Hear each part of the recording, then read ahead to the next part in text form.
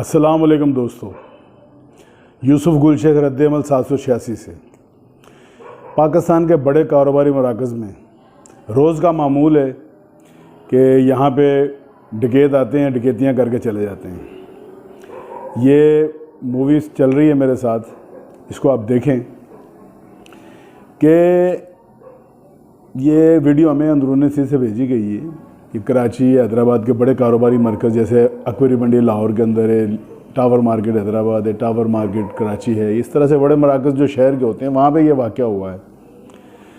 और अनोखी वारदात इस तरीके से है कि आपको मैं ताजरों को बेबसी दिखाना चाहता हूँ कि अब ये देखें आपके डाकू बराबर वाली दुकान रोड के ऊपर, ये कैमरे में वाज़े आ रहा है कि रोड के ऊपर बराबर में दुकान को डकैती कर रहे हैं। कुछ डाकू दुकान के अंदर हैं और कुछ डाकू दुकान के बाहर हैं। और ये कि जिस दुकान पे ये कैमरा लगा हुआ है जिससे ये रिकॉर्ड की गई मूवी वीडियो ये बनी, वो दुकानदार इस चीज़ को देख लेता है कि मेरे पीछे वाली दुकान पे डकैती हो रही है। अब आप डाकुओं को देखिए ज़रा गौर से, 2-3 दफ़ा इसको देखिएगा, आपको समझ में आएगी और आपको हैरत होगी कि ये दीदा दिलेरी के ऊपर ना तो इनके पास कोई बाइक है और ना कोई ऐसी चीज़ें भागने की, और गुंजान इलाका है। और वो डाकू जो लूटने वाला वो अंदर है और 2 जने बाहर खड़े हुए हैं और यकीनन एक आध को शायद इधर उधर भी खड़ा होगा। अब ये जो तरीका वारदात है इनको ये लोग अच्छी तरह समझते हैं। अब ये दुकानदार को इतना मौका मिला कि इसने तिजोरी खोली, उसमें से जो कीमती चीज़ें थी वो निकाल ली, लेकिन उसने उसमें कैश छोड़ा। क्यों छोड़ा ये मैं आपको बताता हूँ कि किस लिए छोड़ दिया। और ये बंदा इतना दीदा दिलेरी से 2-3 बंदे दुकान के आगे खड़े हुए हैं, बाकायदा देख रहे हैं, उनके दरमियान में से निकल के आ रहा है और दुकानदार ही से बोल रहा मुझे थैली दो, थैली देता है और वो कैश जो उसने छोड़ दिया था वो उसके अंदर वो भर रहा है।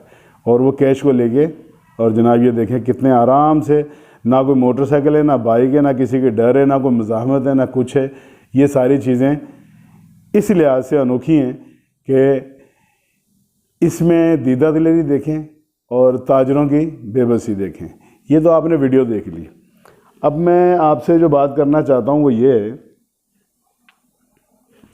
कि इसने जो बच्चे ने, ये दुकानदार ने ये चीज़ देख ली कि मेरे पीछे डकैती हो रही है, तो ये इसके पास इतना टाइम था कि ये पूरी तिजोरी को खाली कर सकता था।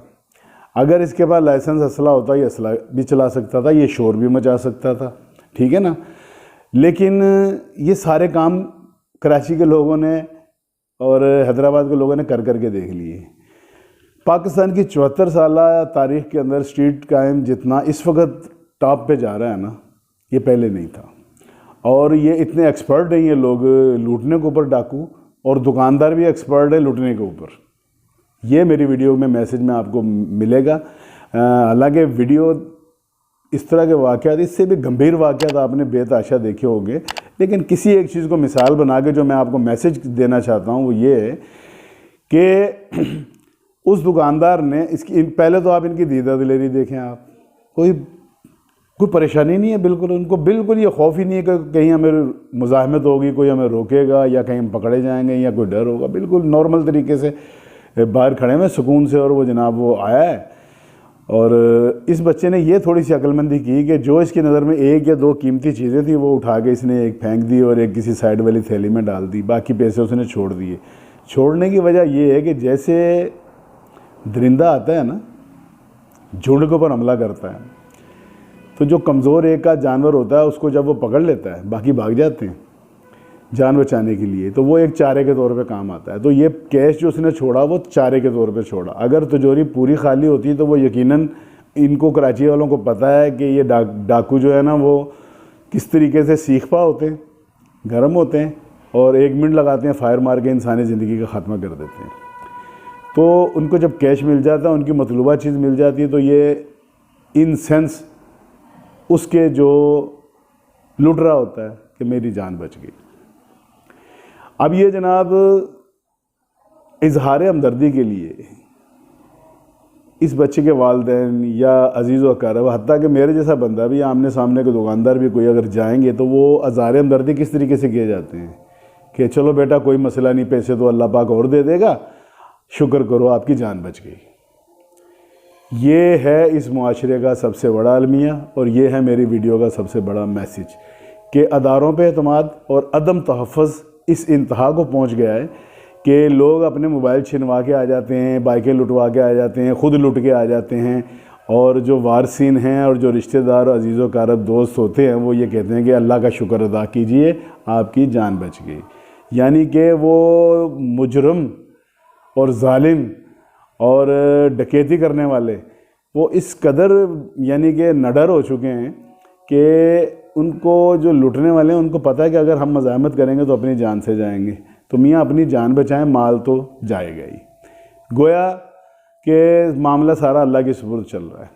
अब आ जाएं आप कि हम इस माशरे में रह रहे हैं, टैक्स दे रहे हैं, लीगल तरीके से डायरेक्ट टैक्स भी लिया जा रहा है, इलीगल भी लिया जा रहा है, महंगाई इंतहा को पहुंच चुकी है।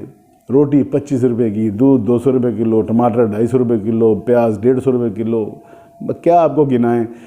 और एक फ़ौज जो है नौजवान लड़कों की मौजूद है पाकिस्तान के अंदर करोड़ों की तादाद में, जिनके पास ना जॉब्स हैं, ना नौकरियाँ हैं, ना उनके पास कोई रोज़गार है। मेरा इसका बिल्कुल कतई मकसद ये नहीं है कि मैं कोई डाकुओं के फेवर में बात कर रहा हूँ। इन डाकुओं को तो इबरतनाक सज़ा मिलनी चाहिए, लेकिन कौन देगा यार, एतमाद ही नहीं है अदारों को, ना पब्लिक को, ना किसी के पास टाइम है। ये रोज़ का मामूल है, एक एक दिन में पता नहीं कितनी सैकड़ों हज़ारों डकैतियाँ और चोरियाँ इसी नौयत की है, इससे मुख्तलिफ़ किस्म की होती हैं। ये अनोखी इस अंदाज से मैंने थंबनेल पे लिखा कि आप देखेंगे चारे के तौर पे वो पैसे छोड़ रहा है, खुद ही उसको जो है ना थैली भी प्रोवाइड कर रहे हैं कि इसमें पैक कीजिए और जाइए जनाब, हम तो बेबस हैं।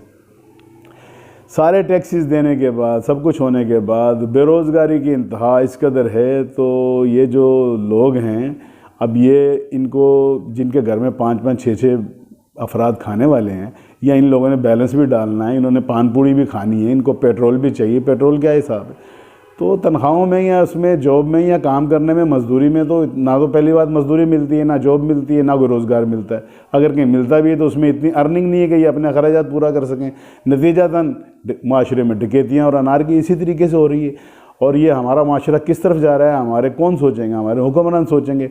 और हुक्मरानों की बात कर लीजिए तो वो ये है कि इस वक्त पाकिस्तान की हर सियासी पार्टी जो वो हुकूमत के अंदर है, अपोजिशन है ही नहीं। कुछ जो है ना वफाक के अंदर हैं, PDM जो बना हुआ है, बहुत सारी इसमें जमातें हैं। बाकी जो हैं वो सूबों की हुकूमतें उनके पास हैं। सारे ही मिल के भी आपस में गुड्डी गुड्डी कर रहे हैं कि वो चोर है, वो चोर है, वो चोर है, वो चोर है। और जनाब वाली अब इंतखाब होने चाहिए, और जब इंतखाब होने चाहिए मुझे क्यों निकाला, और तो मुझे क्यों निकाला। ये सुन के पब्लिक के कान पक गए।